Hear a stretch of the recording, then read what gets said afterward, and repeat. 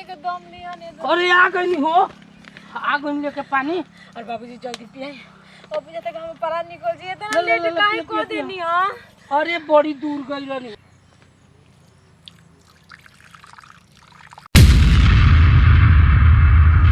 ना कंजूसी करी ना कि पैदल दौड़ा दी ना एक को से। हां तू जानबे न कर लू कि हमरा बाइको न चलावे आवेलन त बाइक ले न लेती का बाबूजी एगो टेम्पू ना रे जरा पके आवेला। हां बुझाला कि एकदम मतलब घोड़वा लेखा दौड़ा दी ना। टेम्पुआ में हमरा डर न लागेला हो, बुझाला 3 गो का चक्का होला।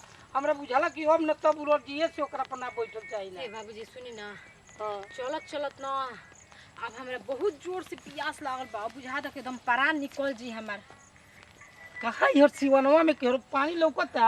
नहीं बाबूजी अगर पानी ना मिली तो हम अब एक डेग जैसे आगे ना बढ़ सकत। बहुत जोर से प्यास लागल बेटे एकदम।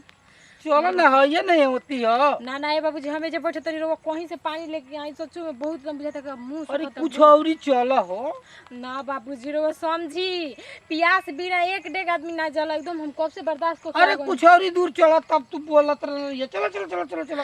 अरे बाबूजी सुनी ना तानी से पानी ले आ दी ना हमें जे बैठा तानी बहुत जोर से प्यास। अब है ये 10 कदम तहरा नहीं खे चल जात। 10 कदम रोज समझे तनी कितना दूर बा। बाप रे बाप चकरिया को जे गिर जाए। अब हमरा नहीं के जाए के तो अरे अरे तू कब कान न खड़ा कर लगली पतोहिया। अरे बाबूजी बहुत जोर से प्यास लागल बा हमें पानी लेके आई पहले तो अबे अब हम एको डेग चलब। कैसन तार प्यास बैठे कि अब तारा चलिए नहीं खे जात। लाई ना बाबूजी बहुत जोर से प्यास लागल बा। कैसन का प्यास बा उतना दूर से बुझाते कि दौड़ा के लिया देनी है जीगा बा। प्यास ना लगी नहीं तरे कहवा देखी दूर दूर तक ताकत तन के हरो कुआं तालाब लौकते नहीं खे। आगे देखी ना होई। आगे बा ओ हरो नहीं खे बुझात हो तो या कुछ दूर औरी चल के हरो नहीं खे लौकत। बाप रे अरे बाबूजी रो समझत काहे नहीं कि बहुत जोर से ना प्यास लागल बटे। कुछ दूर चल चल चल चल जाइए। अब चौकर आवा तो बुझाता कि हम गिर जी में जी गए ना गिर एकदम या जल्दी चल बाबू। ओ बाबूजी अब हम बस एको डेग नहीं चला जाते बहुत जोर से। का हो गई रे? अब हम बोली नहीं कि निकल जाते तुम जल्दी ले आई पानी। आयो दादा प्यास गइल बनी और ये मोटी कोई का बड़ा आफत में हमार प्राण पड़बा।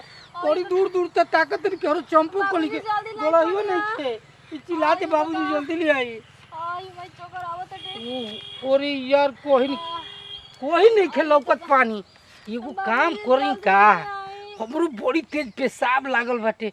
बोतलवा में केरो बोतल लौकत नहीं खे ले आती न तो वही के भर देती न तो तन ठीक रही। तो केरो रुको बोतल जो है दो केरो मिल जाई न बोतल तो वही बोतलवे में डाल देती पेशाब कर देती बस ठीक हो जाती। रुको जो है तो पहले ओहो दादा अब तो बुझाता कि प्यास के मारे जान चल जे के कहां बुढ़ाऊ चल गेलन बुझाता कि जाने ले लियन।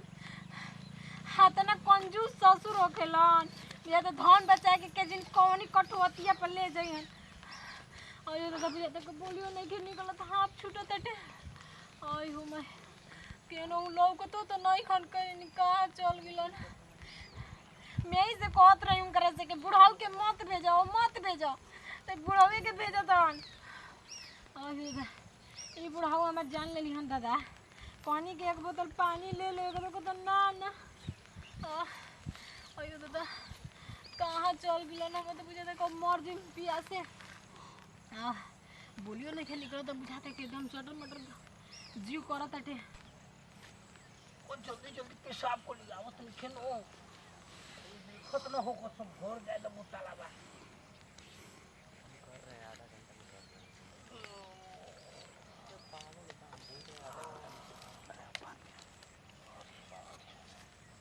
चलो कितना हो गई बा इतना में तो प्यास बुझिए जाए।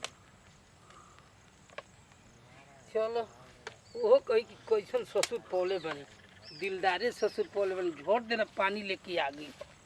आई हो दादा अब बुझाता कि परान निकल जाई। बुढ़ाऊ एकदम बुझाता कि मुंह आइए के दम लिया ने। अरे आ गई हो आ गई लेके पानी। और बाबूजी जल्दी पिए। अब बुझाता कि हम परान निकल जाई इतना लेट काहे को देनी हां। अरे बड़ी दूर गई रहनी।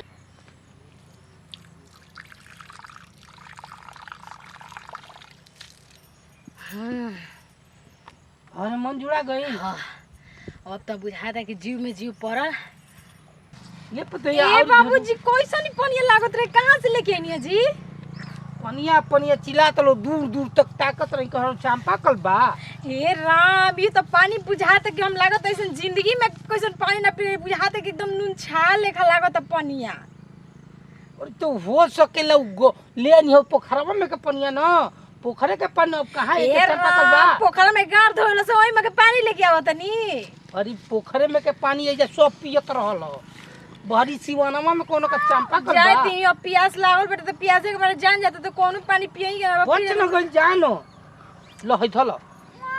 तो रघु के प्यास लागल है ना, ली रो पीली। नहीं हमरा कैसन त मन भइल बाटे, हम न पियब। अभी उतना दूर जाए के बाद वो पानी पीली। ना ना ना ना, हमरा के मत पियो, हम न पियब। अच्छा ठीक है, चली रास्ता में प्यास लागे तो पी ले। ना ना ना ना, अब पानी रहे तो हम पियब, हम ना पानी। हम एतर हम चल चल, हमरा पियास वास नहीं के लागल। ठीक बा, पर हमरा नहीं के पियास लागल, चलो। रघु का वैसे करते नहीं। अरे हमरा पनिया हमरा ठीक नहीं के लागत ना। हमरो के तो ठीक ना लागल, लेकिन प्यास लागो रहे तो प्यासे के मारे कोइसनो पानी पियाई जला, ऐसे पिया गेलो। अब हमू ना पियबे बाबूजी, छोड़ देतनी। ले ला कजन औरी तहर मन करी पिए के त पी नहीं लिया। दादा, हम अब इतना दूर जाए के बा, हम ना पिए, फेंक दी। अब जोन तहर मन करे चलो चले। छोड़ दी, अब हम ना पिए, हम रख देतनी, ध द तब फेंक दी। ल एक बहाने इनके पिया दिल बनी अमीरी तो ई जानत रहली है ना कि बाबूजी ले यहाँ दौड़ के आरो के पानी। अरे तो मुद के ले आई रही पी ले लो, हमार गटर गटर बढ़िया लागत रहता।